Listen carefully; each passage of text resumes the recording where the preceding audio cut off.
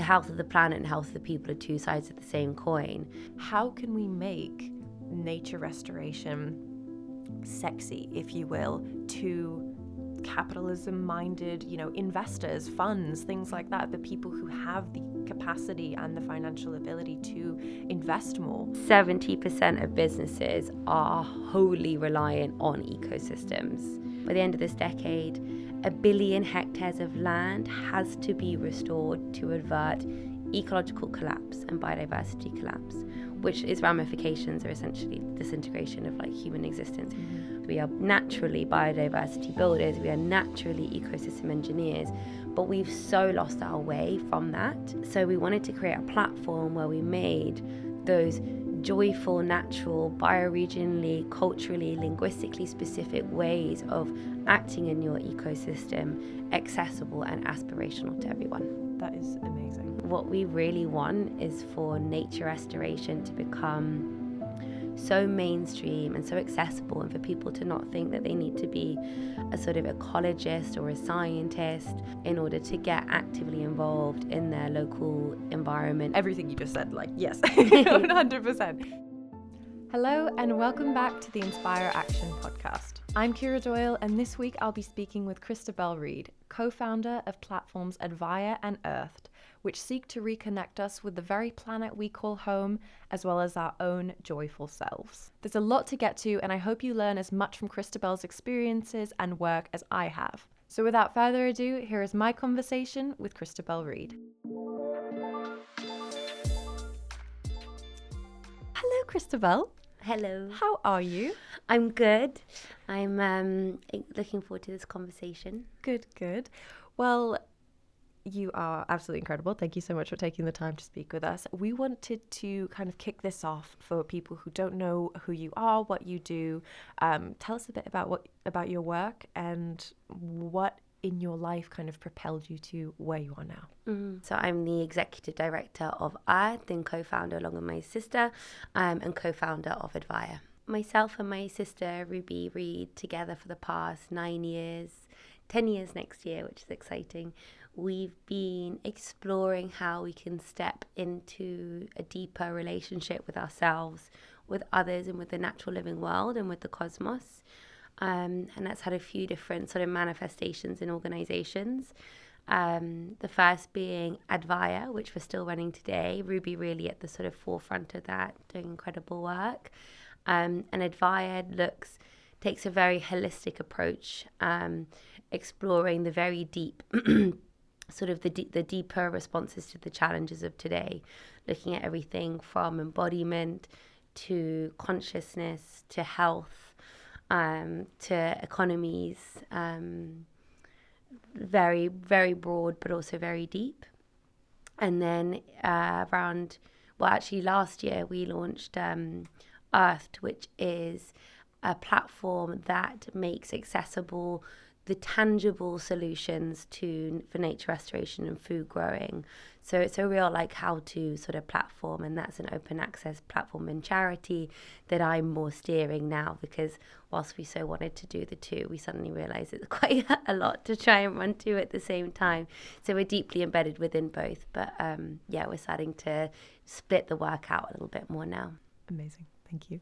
Can you tell us a bit about Advaya? So when was that founded? What kind of brought you to that point of creating that platform? We started it in 2015, which is forever ago. And actually that was our first event in 2015. So we probably are at 10 years since ideating. Wow. We started Advaya sort of by mistake. And the impulse was, well, there are a few different impulses, but I'll speak from my perspective, not Ruby's perspective, which was, how is it possible that we've grown up with the privilege that we've grown up with, great schooling, never worried about food, been able to travel, have wonderful friends, good family. Why are we not, and speaking of our friends as well, why are we not all so in life and so enchanted and finding it so joyful and exciting? And why are we not wholly dedicated to healing and to healing each other, and especially as we're becoming increasingly aware of the climate crisis, how is that happening? And why do we and so many other people that we know have such a deep lack of purpose and a sense of belonging and connection?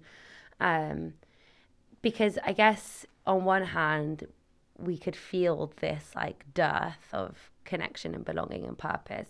But on the other hand, to be able to recognize that, we must have also recognized that it's possible to be wholly like enchanted and in life in those ways. So we just decided to organize an event.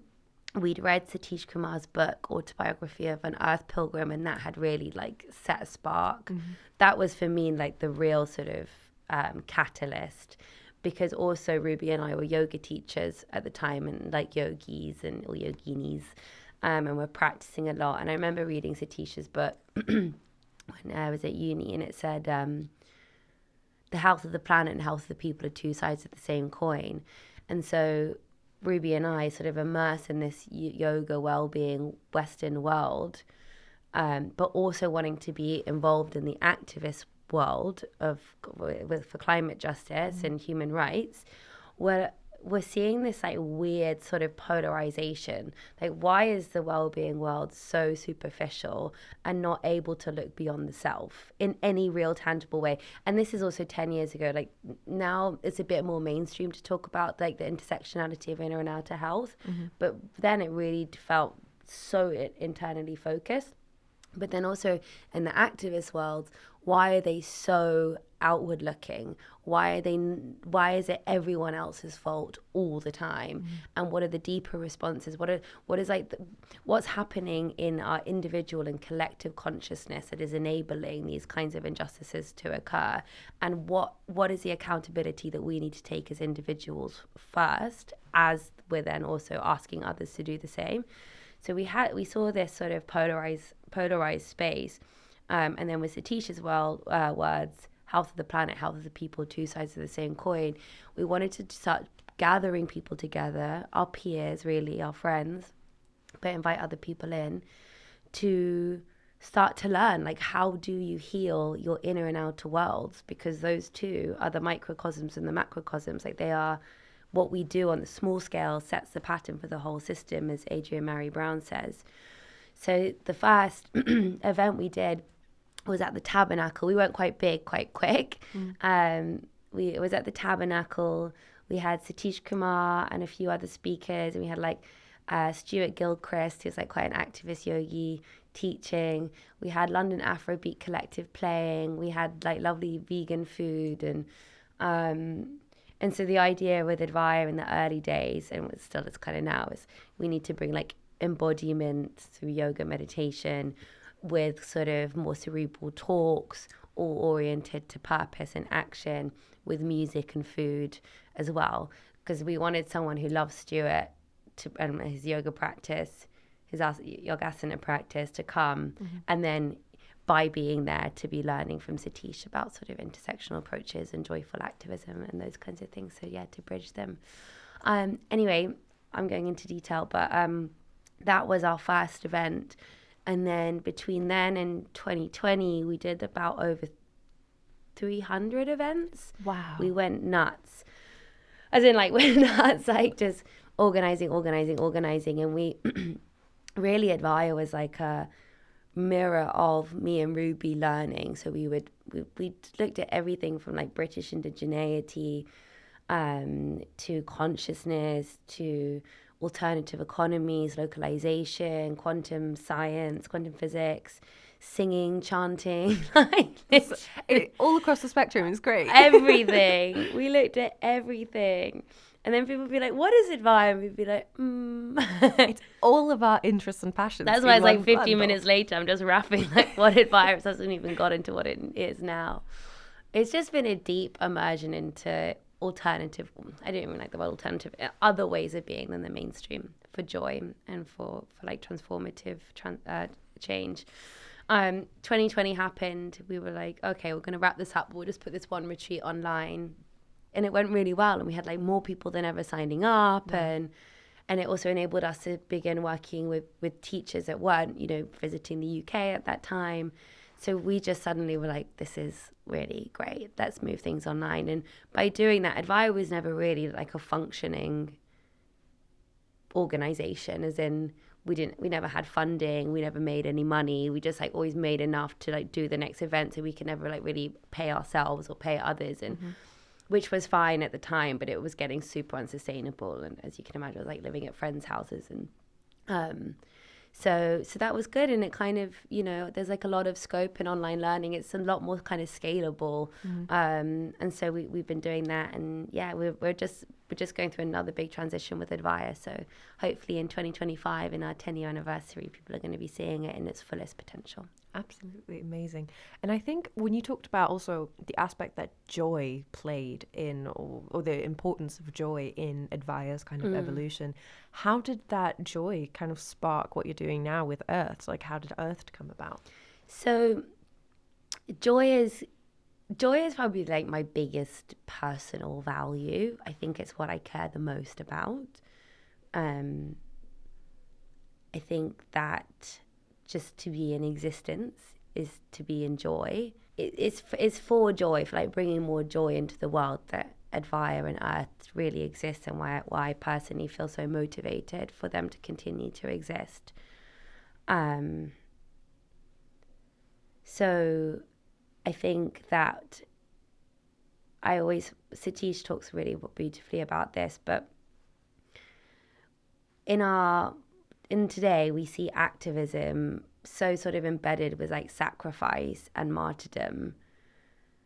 And obviously I'm not trying to like belittle or overlook how deeply serious the issues are, how deeply serious they are.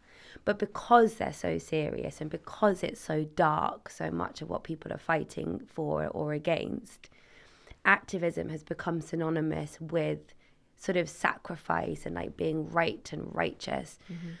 Right. But really also, it's not instead of, but also like activism is about taking action in the world. And to take action in the world and to commit to a sort of a purpose and to make your radical imagination a reality, like that's a really joyful thing. And what I really hope we can do, what we can contribute to with Earthed and Advaya, is how can we start to situate activism and taking action about what we're working towards? Like, what is the joyful vision of the future? Or what is the joyful alternative to what we're experiencing right now that we want to work towards? And what is the action that we're taking on that path? And how does that path not only get us to that more joyful future, but make our present moment more joyful for ourselves and for others as well? And I think if we're not thinking in those frameworks, the changes that we're trying to make will never have the kinds of positive ramifications that we hope, because they're going to be coming from a place of anger and of fear, of division, and of sort of hierarchical paradigms. But also that we're going to be really sad in the process, and like this, and really stuck in our grief, rather than using that grief or able to transmute that grief into something else. So that's a bit about joy, and why I think joy is so important, and how I hope it to be the bedrock behind Advaya and Earthed. When it comes to Earthed, and so Earthed is this open access skills platform for nature restoration, biodiversity, and food, growing food. So people can go on it now. It's earthed.co. They can join. Nearly 15,000 people also on it, most of whom are there for free, who are learning about building biodiversity in your back garden, creating community-supported agriculture, restoring rivers, corals, soils, regenerative agriculture, earth shipbuilding, so many different things. And Ruby and I were really struck during the pandemic by this meme that seemed to like sort of capture our collective consciousness, which was humans are the virus, you know, and also these tropes of like get farmers off the land, rewild everything, and instead we can do vertical agriculture because having humans in the land, like we're like antithetical to thriving ecosystems. And so these two sort of ideas, tropes, memes, whatever they were are like the antithesis of what we understand to be actually humans' natural place within society. And by the way, I'm super pro rewilding. I'm just not pro getting people off the land. Absolutely. Necessarily. I mean, there's some context where maybe it's good. Yeah. But generally, no. We are embedded into our ecosystems. We are naturally biodiversity builders. We are naturally ecosystem engineers. But we've so lost our way from that. And so we wanted to create a platform where we made those joyful, natural, bioregionally, culturally, linguistically specific ways of acting in your ecosystem accessible and aspirational to everyone. Amazing. You touched on, actually, when you were talking about kind of Earth's model, you said like it's free to a lot of people. Can you tell us about that model? Like how can people go on and access it for free, or what's kind of your subscription model? Because it's very different from most other subscription models. Yes, I'm laughing because it's a question we have to ask all the time. What is the model? So the model is, no, we've got a great model. It's a charity. So we wanted we wanted to be like so deeply committed to impact, and you really can't get away from that when you're running a charity. It was very hard to.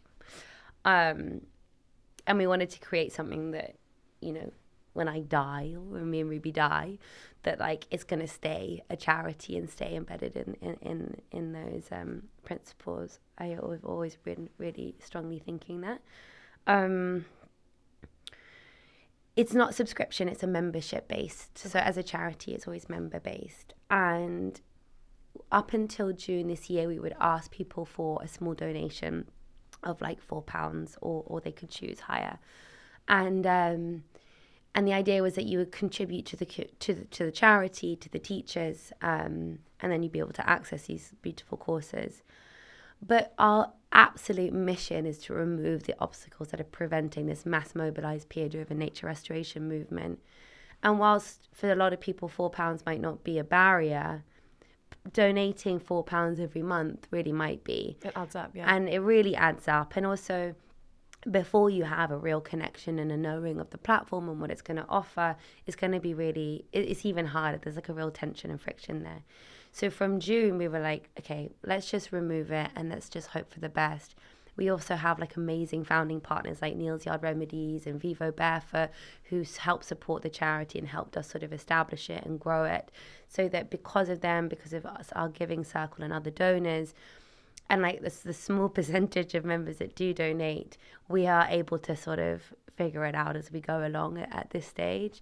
So yes, since giving people a free option when they come in, it's just our membership and engagement and the impact that we're having is just growing exponentially. Oh, amazing. And so I would much rather us do that than sort of to keep that paywall there. That said, the model itself, like I really hope that as people start to understand like the scalability of what we're doing and the impact that we're having and the vision of it, that people will feel more excited to be donating to access everything. But really, we just want people to be learning. Someone said to me, like, why, like, what did they say? They're like, I would much rather go in person and learn about permaculture for a week than learning about it online. And I was laughing, so I was like, that's because you've got the money and the time and you can do the travel and you don't have a family and you're not employed. So all of those reasons, it's like there's such a sort of gap right now, I think, in the space of lots of people who have the resources, the money to learn about regenerative agriculture, the money to learn about permaculture, and the space to do it are finding it really easy because they can do an expensive course and then they can employ people to come in and do it for them. But that's just not the reality for most. Absolutely. I 100% agree with you. I think I think when you look at the quote unquote sustainability world in general, there's a lot of taking like this incredible knowledge, or let's say indigenous knowledge or practices, and kind of turning it into products and packaging it up and selling it back to people. And what you're talking about with your free membership, obviously right now, that has grown your audience base so much. Can you tell me a little bit about, like you said, you have about 15,000 members on the platform, which is amazing. Can you talk about how the Earthed community has aided in that like activation and mobilization of individuals? Like, have you seen any, or even like side projects come out of people learning things from your Earthed courses? Like what's the impact there? Our like absolute North Star with Earth isn't to have people on the platform learning on the platform. It's to use Earth as a vehicle towards taking those online skills and putting them into offline action. And so now we've just got this, we've got like the community forums now that are really lively and exciting. People are asking questions and learning from each other. So is that like creating that peer-driven sense of being part of something that's bigger than yourself, which is so important. Also, Alana, our member manager, has created this incredible pollinator program where there's twice a year, there's a group of 12 people who go through a program where they get to share their knowledge through the platform and support other members in their projects or questions. But then they also get to be learning and accessing each other and that kind of thing. We just did a challenge as well during the summer where we got 700 people signed up to regreen the streets and to do guerrilla gardening challenge with Ellen Miles, which was really cool. And and then in the community area you can see people putting up their before and after pictures and that kind of thing. So it's been so exciting to see that kind of like tangible impact, and I just know we're just at the start of it as well. Absolutely. One thing I want to talk about quickly is, for anyone listening to this who lives in London, how can someone physically come get involved? Because I know this past Earth Day, we had the wonderful opportunity to join you and forage in Hampstead Heath, which is a beautiful, basically wild park in North London. Are there any other events or things that people can get involved with that are coming up? Yes, so we should have, by the time this is released, we should have the next date for the Earth Summit, which will be our next sort of big event. And this is where we bring people together in London to really delve into regeneration and like the manifold things people can do to restore their ecosystems. Also, you can go on to earth.co, and once you're logged in the community area, there's a whole section around events. And we're really focusing on increasing the amount of in-person events as well, because we've been doing a couple volunteer days at different community like centres and stuff in London, and they're really popular. So we're wanting to grow that. Very good. Perfect. Cool.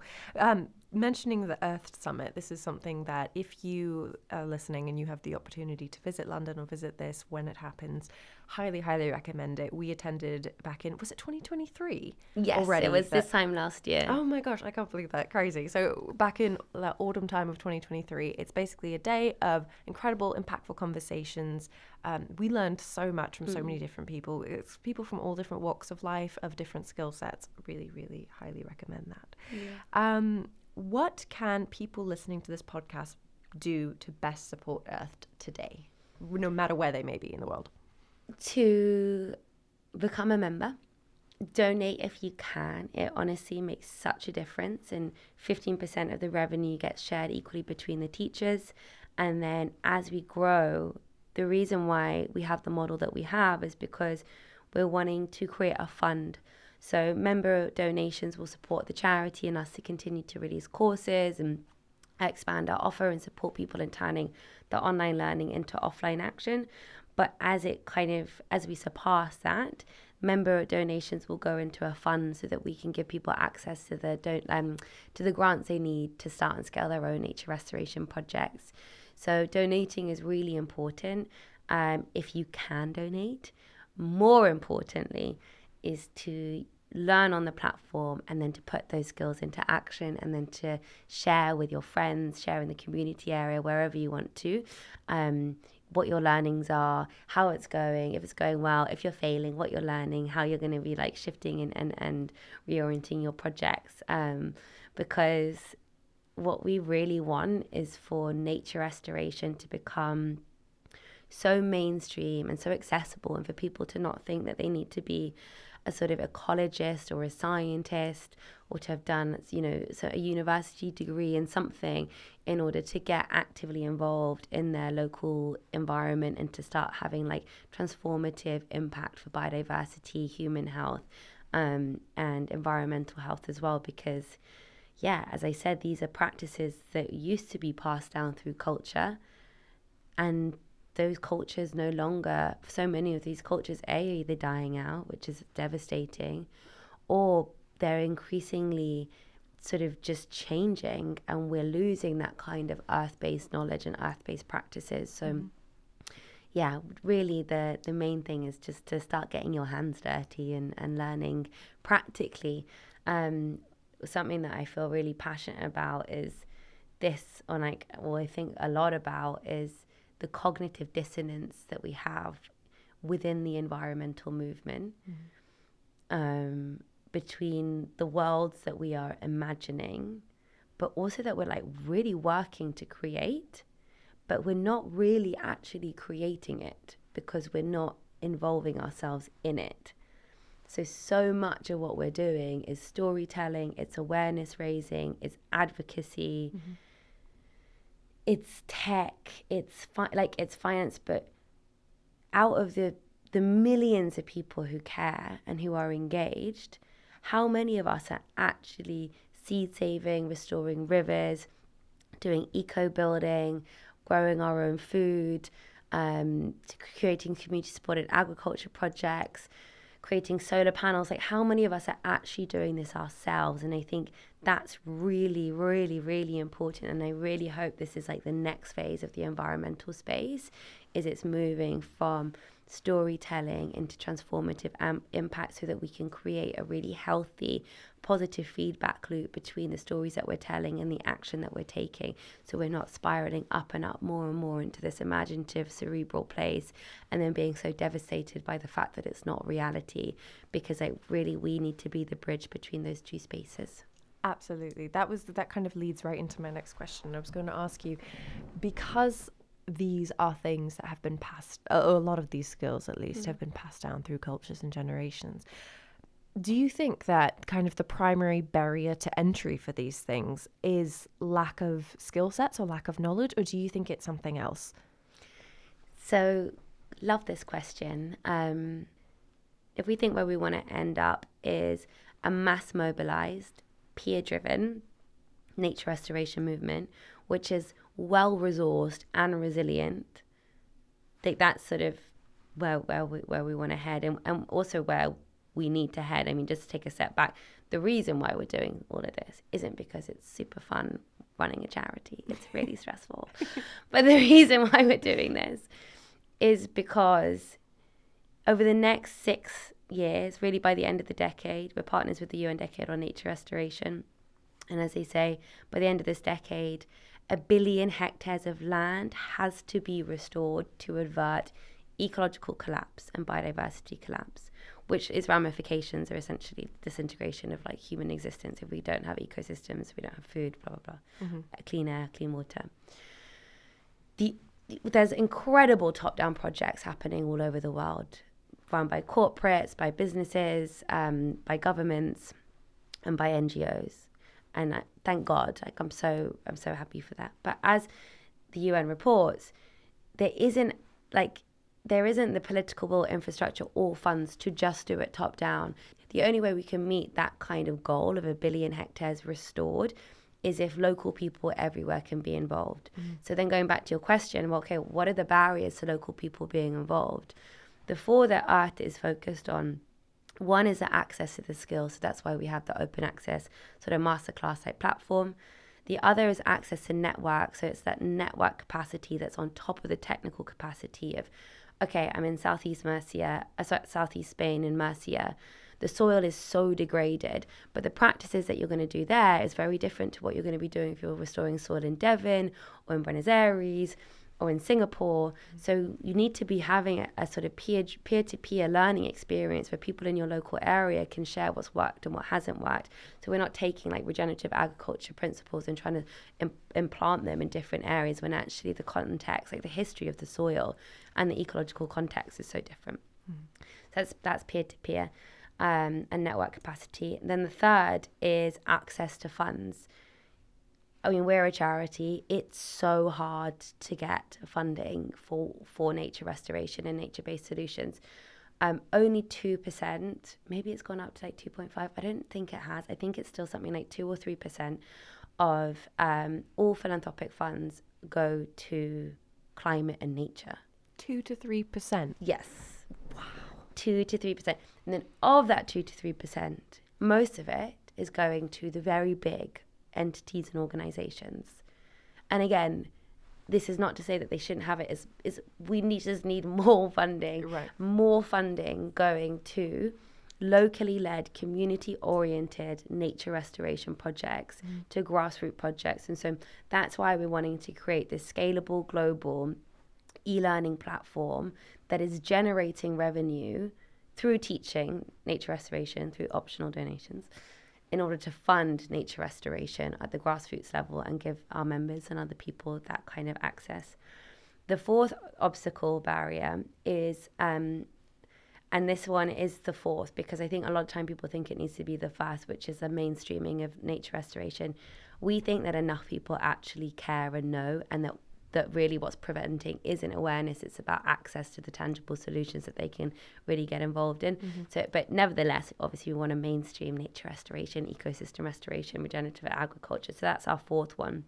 And we want to do it in a way that makes it aspirational. So going back to what we were talking about before, how can we shift people out of this idea of, I'm freaked out about the climate and about the ecological crisis. What do I need to strip out of my life and strip away in order to, to have an impact?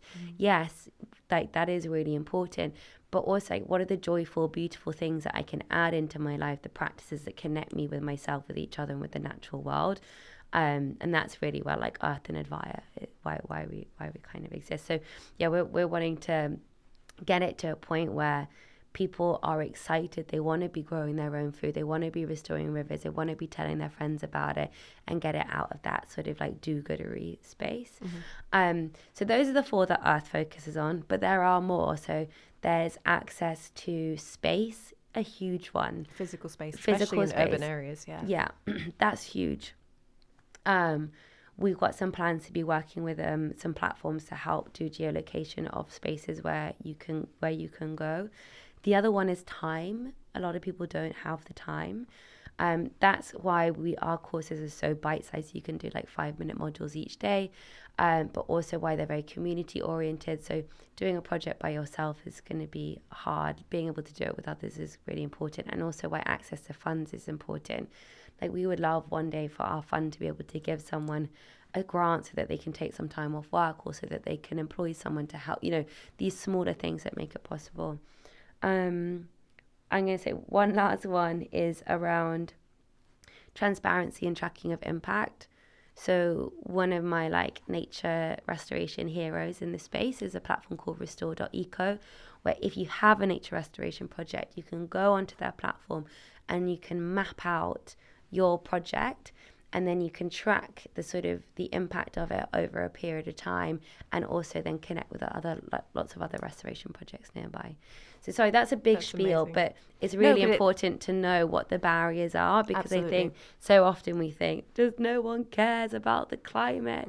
And they do, they really, really do. And what I really want to see is organizations and governments focusing on removing the barriers to unlock our human potential and the flow of energy that can go. I also really want to see people spending more time talking about what the alternative futures look like than they are talking about what's wrong with where we are right now. 100%. And that's why what you guys do is so amazing. Thank you. Thank you.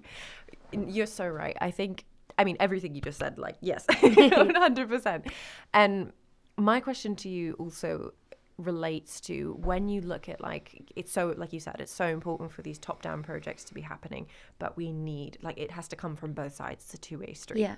Now, in our hyper-capitalist societies, at least Western societies, how can we make nature restoration sexy, if you will, to capitalism-minded, investors, funds, things like that, the people who have the capacity and the financial ability to invest more in nature restoration projects, in public awareness campaigns to get more people involved. There's obviously a big question. There's a million answers to it. But what's your perception of that? It's a great question. Thanks for saying the C word. It's like not in our... It's like it's not in our word, conversations enough. I was like banging my head against walls at New York Climate Week, being like, why is nobody talking about capitalism? Can we talk about solutions without talking about a growth-based economy? I really do not think we can. We were in Cali for COP16. I felt really excited about the biodiversity frameworks that are coming out. So it's actually going to be that companies don't really have an option not to be investing and funding nature-based solutions and biodiversity, so long as it all actually goes through and everything ticks along as it's meant to. So that's really exciting. I'm gonna screw up the figure. It's something like 70% of businesses are wholly reliant on ecosystems. It's a lot. It's a lot of businesses are dependent on ecosystems and on nature. I mean, most of what we're buying is coming from nature. And so if a business is invested in ensuring that their stakeholders are going to have good investments over the long period, they need to be invested in nature restoration as well. I think, carbon credits and carbon sequestration is really important. I think it's sort of co-opted the space in a really negative way because everyone is just trying to count everything. Right. And it sort of slots into a capitalist model really quite easily, which I think is why everyone's like doubling down. And obviously really good carbon sequestration is so important, but there is so much like really bad carbon sequestration which is happening, which is removing people from nature, removing the communities from nature, and planting monocultures and all of these things. So I think having frameworks that really prioritize biodiversity and community-centric nature-based solutions is really, really essential. But yeah, I'd say those two those two routes in are really important. Like it happening from from policy down, it actually just being it being more about law than about companies just wanting to.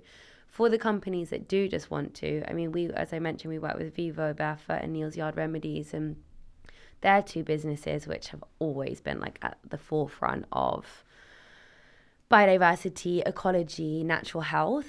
They've really understood that human health, which I think is really what like they're sort of primarily focused on, but because they understand about that human health is obviously reliant on natural health. I mean, it sounds so silly even saying it, just feels like it's a truism. It's so simple. It's like, wow. But because they've understood that, from the start, it's been a real joy to work with them. And so with them, and we hope with more companies, what we can do is try and transform this idea of, a company needs to be telling its audience to be sustainable consumers, and how can we actually be engaging brands is like very loyal customer base into not just being sustainable consumers, but being ecological citizens. And in so doing, seeing how businesses aren't just funding nature restoration, but they are like propelling and galvanizing the movement of their people, internally their employees, but also the people that they're serving with whatever products. How can you engage them in being ecological citizens? So with Vivo, we've got courses on indigenous land stewardship, because that's very deeply aligned with their mission, and with Neal's Yard Remedies on pollinators and on community-oriented sort of projects and transforming disused community spaces. So we've got a beautiful project with them, with Tayshan Hayden Smith, who after the Grenfell fire transformed this area, this disused area, which he saw as not reflective of his community, into this sort of nature and community haven where his community could come to grieve, but also to connect and also to find peace and some kind of solace. So yeah, everyone should check out Tayshan and his work with Grow to Know. He's amazing, absolutely. Grow to Know is incredible. You touched on also, we could talk about this for hours, but one thing you touched on that I really resonate with also is that communication aspect between brands. It's one thing to be a responsible brand and to say, here's what we're doing, it's great, and it might actually be really great, but it's also that communication with staff, having them understand the importance of this, and then also with consumers directly. That's one thing we noticed. Actually, we had the opportunity to visit Copenhagen Fashion Week, and obviously the fashion weeks are kind of known for being very wasteful, frankly, because a lot of high fashion companies, don't just dispose of their products and things like that, and don't do secondhand. But part of Copenhagen Fashion Week's manifesto, for example, is part of their agreement, basically, before they sign any brands on, and it's not perfect by any means, but before they sign any brands on to take part in the actual fashion week, they have a really strict 20-page list of requirements essentially that each brand must meet. And that's not only for the physical fashion show, for the materials used, it also assesses how these brands communicate sustainability and their climate commitments essentially to their consumers and the impact that has. And it really kind of shows, because I think that's part of the appeal. I think people start to see, this is not only brands that are doing things differently, but here's an entire kind of organization or initiative doing something differently and breaking that mold. And I think people, like we said, there's a lot of barriers to entry, but people are so ready for that change, because they're like, this is great. I can still, it's not about taking anything away from my life. It's just about reframing how I think about it and how I go about it and how I can get actively involved in it. Yeah. So anyway, that wasn't really a question, but I just wanted to say that. But it's really important that education is just so important. We've been taught sort of implicitly or explicitly that a growth-based economy that extracts, that is not health-oriented, is normal and it's okay. And it's not, it's a myth. So with Advaya, we really go into mythology and into stories because they're so powerful to transform, but they're also so powerful to destroy. And I always think it's fascinating how we assume we're in this sort of post-myth, post-story world, a world of reason and logic. I feel like we've never been more illogical and more embedded without question in story and myth. The myth of a growth-based economy on a finite planet is one of the most ridiculous stories that most people do not question. I can't remember who says it, but someone amazing somewhere said it's easier to imagine the collapse of the world than it is to imagine the end of capitalism or the collapse of capitalism. And you're like, that you must be so embedded in a capitalist cosmology to be so wholly committed to capitalism that you cannot even imagine an alternative, but you can imagine the collapse of the world. I mean, it's so nuts. I find it, one of the things I find astonishing is when in places, sometimes I will, because it really does put people's backups if you start to attack capitalism. 100%. And sometimes it's good and sometimes it's just not worth it in the moment. So sometimes I won't say that, but I'll just talk about alternative economies. And immediately someone will be like anti-capitalist, blah, they get so on you, or they'll say socialist. Oh, communist. You're a socialist. Communist. Yeah, and you're like, there's more than two different economies we could ways have. Of operating. Yeah, absolutely. There's more than two. Anyway, so I think that the education piece is so unbelievably important. And going kind of back to your question, when it comes to employees, we've now got something that we're doing called Earth Works, which is where we take Earth into businesses so we can upskill their employees in the practical, tangible ways that they can be involved.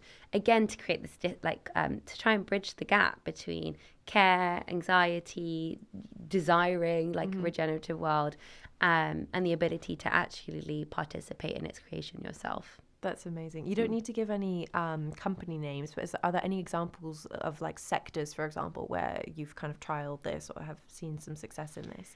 Yeah, so in we're working with one big law firm, and we're working with a bunch of more consumer-oriented businesses as well. Very cool. That is amazing. One final kind of fun question. You have so many great courses on the platform. This is Earthed and Advaya as well. Yeah. I checked Advaya out the other day, and I'm definitely going to spend some time on there. Yeah, it's a magical world. It is. It's truly like get if lost you want, in it. you absolutely can get lost in it. It's enchanting, for lack of a better word.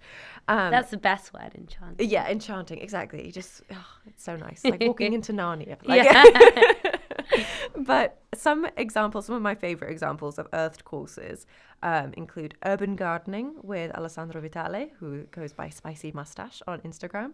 He talks about growing an abundant garden in 40 square meters in central London, which I think is amazing. Courses like this, there's something for everyone, because I think also there is a bit of like a stigma when you hear regeneration, like you were saying earlier, in terms of limits or people's constraints because of physical space. If you live in an urban area like London, there's not many places where you can, or people think like, oh, I need a big field to be able to regenerate something, or I need a section of the River Thames or something. Being able to see like, no, you can, this is applicable to you. You can have access to this no matter the size of your living space or your living situation.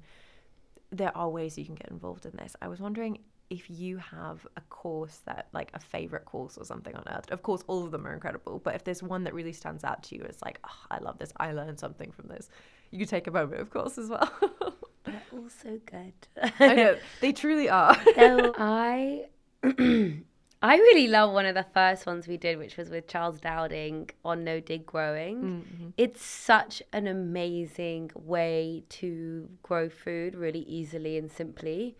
And it's one of the ones that like I've been like most dedicated to doing practically as well when I had a garden. And it's also really sweet because he's then taught like many of the younger teachers on our platform, like Mitch, who does a course on building biodiversity in your garden, or Jack Hodgson. I think he also taught Alessandro Vitale as well. So I really loved that course. Paul Powelson's course on river restoration is incredible. I think he is such a legend in the way that he bridges worlds. And so he's a lawyer. He also runs something called like Lawyers for Nature, was part of something called Lawyers for Nature. And then he's also this incredible, and he's many things, but he's also this incredible river restorer where he lives on a houseboat, and he loves his area. He loves where he lives so much that he was called to learn himself how to restore. And so his course is this amazing condensing in an hour and a half of, the years that he spent learning, failing, learning about how he can actively be restoring. And so I love that one as well. Yeah. I believe he spoke at the Earth Summit back in 2023, didn't he? Yeah. Incredible. He said that he started seeing certain like bird species come back to the area that he hadn't seen in years after his restoration efforts. He also spoke really beautifully in that session about love, and about love needing to come first. And if we are so disconnected to love and to loving our surroundings, it's going to be very hard to want to restore them. And he speaks of visiting and having the privilege to visit some Indigenous communities and really seeing that love being so like visceral, and that being the foundation. And I really like that. I mean, we've got another amazing course we did with Vivo with Tuntiak Katan on transformation in the Amazon, which really looks at like local economies, nature restoration, the role of women, and like female empowerment in the Amazon in Ecuador. I really like that one as well. And that's in Spanish. I think that is an amazing place to start to wrap up on. I want to add that if anyone wants to check out Earthed, it's EARTHED.co to check out Earthed, and Advaya is ADVAYA.life. Yes. Correct. Okay, amazing. Because both of these platforms are so incredible, and I think if all of us were part of these communities, there's a lot of good to be had. Yes. Do you have any final thoughts or anything you want to end on? Just to invite people to remember that they are inherently powerful, not because they are above the world or the ecosystem, but because they are a part of the ecosystem. Like with every breath that someone takes, they are like co-regulating with a tree and with plant life everywhere. Every time that we're eating, we're literally like consuming plants and they're moving into our bodies. I mean, life is so unbelievably like majestic and enchanted and joyful, and we're like, and pleasurable as well. We haven't even gone into pleasure, but like pleasure is huge. There's so much, and just to try and take like a minute each day to try and remember how magical it is to be alive. And this, it's a huge part of the reason why we go so sort of big with Advaya into all of these different things, because everything is so magical. I mean, not everything, but so much is so magical about the actual like existence and what it means to be alive, and then to root yourself in that knowledge, in that like embodied knowing, and to then decide where to go. But if we're rooting in another place, which is a total disenchantment with the world, which is a totally natural, normal response to what's going on, but if that, we can also look at other parts of life and be aware of other things which are going on, like the actual, what it means to be in existence and to be alive. Anyway, so I think if we can root ourselves in that space, we will be much more resilient, have much more fun, and create much more joyful transformation in ourselves and in our communities and in our ecosystems and between the cosmos, if we can be there. Absolutely. We are not mere observers of nature. We are nature. Exactly. Amazing. Thank you so much, Christabel. I could talk to you for hours about everything you do. You are amazing. Be sure to check out Earthed and Advaya as well. Thank you.